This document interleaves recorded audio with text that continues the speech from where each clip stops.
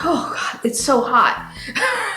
I feel like I'm gonna just melt throughout this because it's so hot.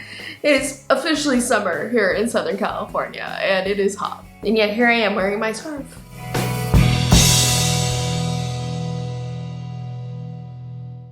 Welcome, fellow yarn wrangling friends, to this month's Carrie Craftgeek podcast, where I share the story behind my makes, what I've been enjoying while I've been playing with pretty string, and whatever else might pop into my head. If you are new to my community, thank you so much for joining me. I have been knitting for over 20 years. I also crochet. I am learning how to spin, and I am learning how to weave as well. Here on YouTube, I love to share my tips and tricks for knitting in particular. I also do product review and just generally just share in the love of making pretty things with pretty string, or now sometimes making the pretty string itself. If you are new here, please make sure that you subscribe to my channel, give this a thumbs up, and we can all enjoy this month's podcast together. If you're enjoying this on YouTube, you can watch this with the video and get all the visuals, or if you prefer, you can listen to this as an audio-only podcast on YouTube Music. Also, in my show notes, I will have links to all the patterns and the tools that I will talk about today. Some of these will have clearly marked affiliate links, so if you utilize one of those affiliate links to do some shopping, I might earn a small commission, and this helps support my channel so that I can keep being here on the YouTubes. So if you utilize one of my affiliate links, or you leave me a super thanks, or leave me a tip through Buy Mea Coffee, thank you so much. It is so greatly appreciated. So this month's podcast, I'm going to be sharing with you my latest finished object, hot off the blocking mats. I have this beautiful lace shawl to share with you. I'll give you all the details on the pattern, what it was like working it, and I'm going to share with you my favorite tools for blocking lace shawls. Also, I have a tip for working with mohair yarn and an audiobook recommendation of the month. So grab a project, grab something to drink, let me know what you are working on this month, and let's chat.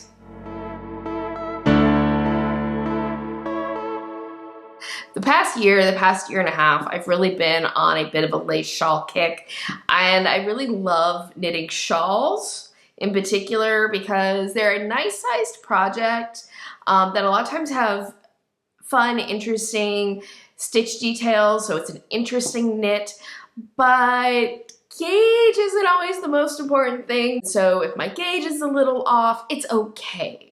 And I love lace shawls in particular because I just love knitting lace. It's kind of a competition really for me about what type of knitting I love working most, whether it's color work or it's lace knitting. But lace knitting definitely holds a very special place in my heart because in some ways the ability to make lace fabric is why I wanted to learn how to knit in the first place. And I just really love the challenge that's involved in knitting lace. I love kind of the intricate details in the way that the yarn overs combine with the decreases to create these beautiful open motifs. And I just find it endlessly fascinating how lace even works. So the Blue Duck Shawl by Visch Designs has been on my 2024 goals list since the beginning of the year, and this is actually my second lace shawl pattern that I've made from Visch Designs. I absolutely love her work, and if you love knitting lace shawls as much as I do, I highly recommend that you check her out. I will have a link to her website down in my show notes so that you can easily discover more from her.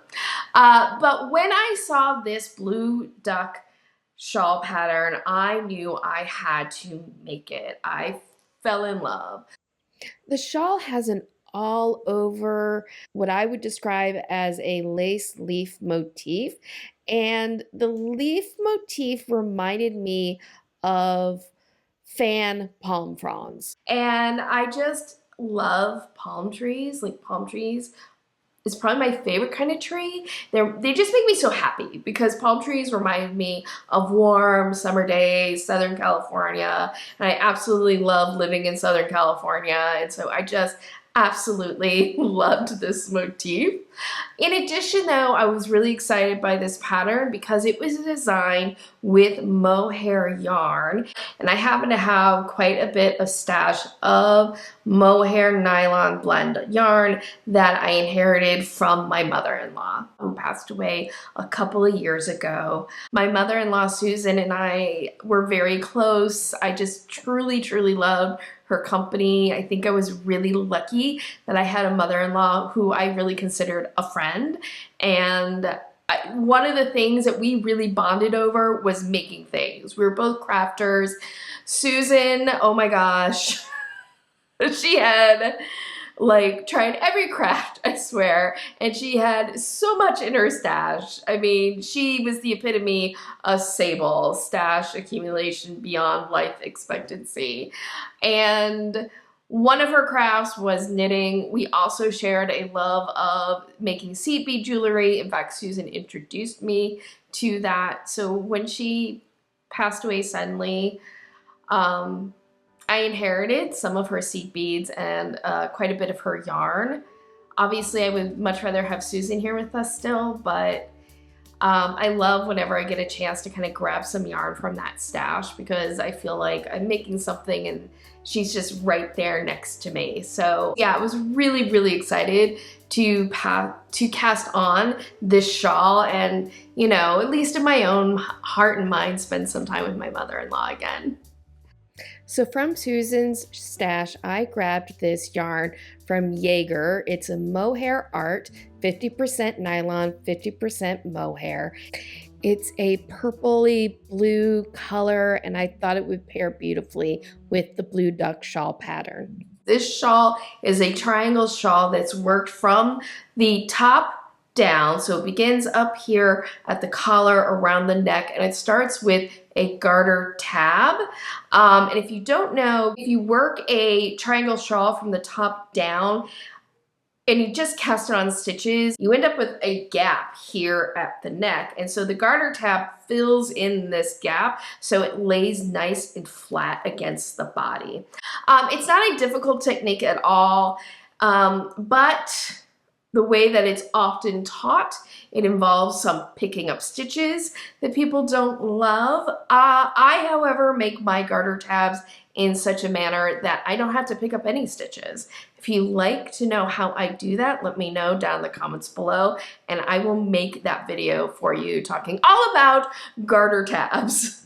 As for the lace pattern itself, a lot of times when we're talking about lace patterns, you'll hear pattern descriptions talk about whether the lace pattern is easy to memorize. When you have a lace pattern that's easy to memorize, you don't necessarily have to be referring to your charts or your written directions every single row to know what to do, because the lace itself is sort of speaking to you and telling you what it is you have to do next, where the next yarn over is, where the next decrease is. For myself, I did not find the lace pattern on this easy to memorize. I think it took me about 3 or 4 repeats of the motif before I really had it set in my head how this motif was working. Because each one of the leaf motifs is basically bordered by lacy yarn overs, there's just a lot going on within the lace repeat itself. That being said, I still really enjoyed working this lace pattern. I just had to make sure that each row I reminded myself where I was to avoid mistakes. And I definitely wanted to avoid mistakes with this pattern because I was working with mohair. If you've ever worked with mohair, or you've heard people complain about working with mohair, you know that mohair yarn is very sticky. And if you have to tink or frog back, it is not for the faint of heart. It is very tricky to do well. But I have a tip for you. If you ever are working mohair and you have to frog back and you're sitting there going, oh my gosh, it's going to be such a mess.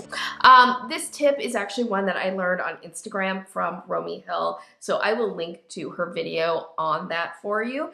But the tip is this. Usually when we frog back in particular, we just kind of grab the working yarn and pull and the stitches come unraveled. With mohair, you don't want to do that because the more you pull, the more the fibers are getting kind of tangled and things can really go awry. Instead, when frogging back on mohair, lay it down on a flat surface and then grab a blunt-ended needle of some kind. Then you're going to take that needle and put it underneath the running thread to pull up gently on the yarn. And that way the yarn is kind of evenly pulling out from the middle. If you do get some fibers that get tangled up, you can just use your needle to gently tease those mohair fibers apart and keep them from tangling. By the time you get to the end, you can start using your hands to gently pull, not up, but away from itself.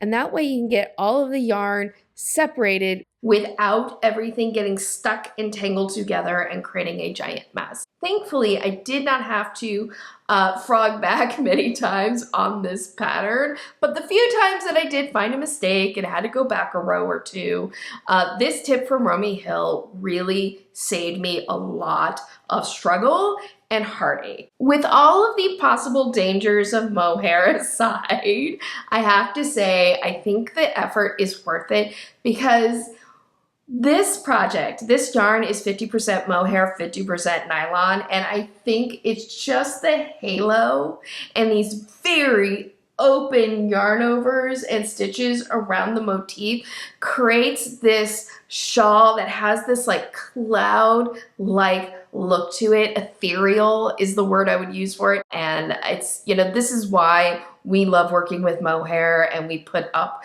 with its drawbacks, is because of this halo and this ethereal quality that you can get from it. And I just absolutely, absolutely love this. So once the lace shawl was finished, I'm gonna be honest, it kind of sat in the grocery sack. It was pigged for a while because after binding off, it was time to wash and block. And you absolutely, I'm sorry, I'm gonna just say it, the best practice with lace is to wash and give it an aggressive, usually an aggressive pin block. Lace really doesn't get its full effect until you've washed it and you've stretched it out, allowing all of the yarn overs to open up. You are the boss of your own knitting. You get to decide when you're done. But this is just the thing that is necessary to get this type of final result. So why did I hesitate to wash and block this like beautiful pattern? Well, some of it was just me because my blocking space is also this space that I shoot my videos in. And that means that I have to, when it's time to block something that's gonna take up a lot of space, like a triangle lace shawl, means I have to like move all of my shooting stuff out of the way. And I was just being lazy. The other reason that I kind of delayed washing and blocking my shawl for a while is because the directions on my ball band for washing and this project left me a little like, what? What? So let me just read them to you. Dry clean or hand wash in soap flakes. Do not soak. And I'm just like, well, how am I supposed to hand wash? I'm not going to send this to the dry cleaners at least the first time because I need to do a full pin block. It needs to be wet to do a full pin block and stretch out the lace. So it's not going to the dry cleaners the first time.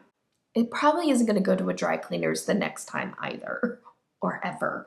The thing that confused me though was, or hand wash, do not soak. And I'm like, how am I supposed to hand wash this and not soak it? Are we talking about like just don't soak it for too long? soak it for a short amount of time? Like, what do you mean by do not soak it? So basically, I sat on blocking this project for like months because I was just kind of terrified to wash it and destroy the yarn. And finally, I kind of was like, gathered myself together and said, Carrie, don't be ridiculous. These are the times that you just need a FAFO swatch to test out what it is you need to know about the yarn. So I knitted up this sample, washed it, blocked it, and everything was just fine. So with that information, I went ahead and washed and blocked my shawl. When I talk about blocking, I am talking about the process of shaping the fabric after it's been washed. Sometimes that shaping is very minimal, where I'm literally just taking the knitted item or the crocheted item, laying it out flat, kind of just pressing it a bit with my fingers out and then letting it dry on its own. No pins involved. Other times when I'm blocking, it's a little bit more aggressive. Like when I knit tams, I usually will take a plastic plate and I will put the plastic plate into the tam to stretch out the crown so I get a nice wide crown on it. But the ribbing that's at the brim of the hat does not get stretched. Even if I'm going to do a pin blocking, you can get away with just some T-pins. You can get away with just using a yoga mat or putting out towels. If you want to take things another level, you can get foam blocking mats. I really like using foam blocking mats because one, they are kind of like puzzle pieces, so you can put them together into different shapes. So I'm able to make a triangle shape with my foam blocking mats and then have a perfect shape to put out my triangle item. With lace, you can do the same thing. You can just use the bare minimum of tools. But if you get really into lace knitting, you get really into making lace shawls like I have, there are sort of next level tools that are really helpful to have. Blocking wires are for the win as far as I'm concerned. Blocking wires are 15 gauge rust proof metal wires. You weave the wires into the edge of your item that you're blocking, and then you can pull against those wires and put pins into your mat to keep the wires in place. And you're basically creating a frame blocking for your item. The reason this is so great with lace knitting is because you want to really be able to stretch the fabric evenly across all the edges, and that is just way easier to do with blocking wires like this. The blocking wires that I have, I got from Knit Picks. I actually got it as part of a bundle that came with mats, wires, and some pins as well. So it's a good deal if you're wanting to upgrade your blocking equipment. Full disclosure, I am a Knit Picks affiliate. You will find my affiliate link for them down in my show notes, and I do earn on qualifying purchases. So thank you if you utilize one of those links. Next piece of blocking equipment that has made a huge upgrade for me are these. These are knit blockers or blocking combs. They're basically 4 to 8 needles that are set in a plastic block that kind of looks like a comb. Where I really like to use these for my triangle lace shawls is along the upper collar of the shawl, because I want that to be a nice straight line, and this makes really quick work of putting in pins in a straight line. But the reason I really love having these for my lace knitting is that it just securely holds the fabric so that I can pull against the combs when I need to stretch out the rest of the fabric. It is just chef's kiss. In terms of my whips, I am not ready to share, because I'm actually still working on the sweater that I showed off in the first podcast that I did a couple months ago, and I'm going to wait until it is completely finished to show it to you again and talk about how I worked the body and what I did with the sleeves. But I did finish the last bit of sleeve work last night. I bound it off, so now I just have a million ends to weave in and need to wash and shape it. So next podcast episode, I will be giving you the full story of how I finished off that whip. The other whip I'm sort of working on it right now is a gauge swatch for a t-shirt that I'm going to be knitting for my daughter that she requested. I worked on that swatch in a video that I made last month about weird terms that we use in knitting and crochet, if you want to check that out. With all the knitting and everything that I have been doing this past month with the sweaters and the swatches and what have you, I have been consuming a lot of media. One I wanted to share with you today is an audiobook, A Most Agreeable Murder by Julia Seals. It's a Regency era murder mystery set in the fictional small town of Swampshire, where the town folks are very, very, very concerned with etiquette. The heroine, Beatrice Steele's favorite hobby is following true crime.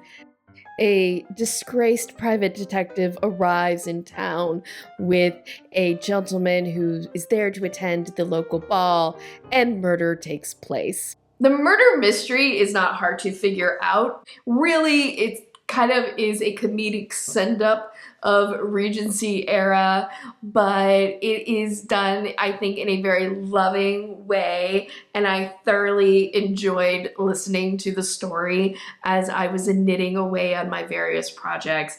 Also, A Most Agreeable Murder is a great audiobook to listen to when you're working on perhaps more complicated knitting patterns. You don't have to be paying attention so closely to it. If you love things Regency era, if you like a bit of comedy, if you like a murder mystery that doesn't feel too serious, then you might really enjoy this book as well. And if this is in fact a series, which I suspect it's certainly by the end of the book set up to be a series, I look forward to the next mystery in it. So that is it for me this month on the Carrie Craftgeek podcast. Of course, that doesn't mean I'm done this month on my channel. I should have some videos coming up for you shortly. If you are enjoying this podcast as an audio only through YouTube Music and you want to see pictures of the projects that I've talked about, make sure that you check out the highlights on my Instagram. I will be putting up photos there for people to look at who've been listening to the audio only. My social media is at Carrie Craftgeek on all the platforms that I am on, namely Instagram, Threads, and TikTok. As we wrap up today, again, reminder, in the show notes, you will find links to the various products and projects that I have been talking about today. Some of them will have clearly marked affiliate links, so if you'd like to help support what I do here on YouTube, you can shop one of my affiliate links so that I can earn a small commission. You can leave me a SuperThanks, or you can buy me a coffee through my Buy Mea Coffee link.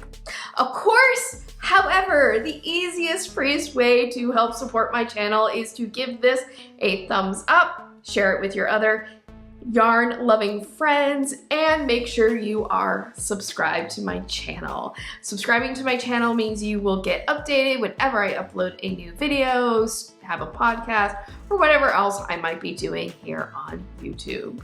If you have any questions for me or video requests or anything like that, please let me know down in the comments below. I always hope that we have a lovely conversation about knitting and everything here in the yarn world. That's why I started all this, which was to meet and talk with other yarn wrangling lovers.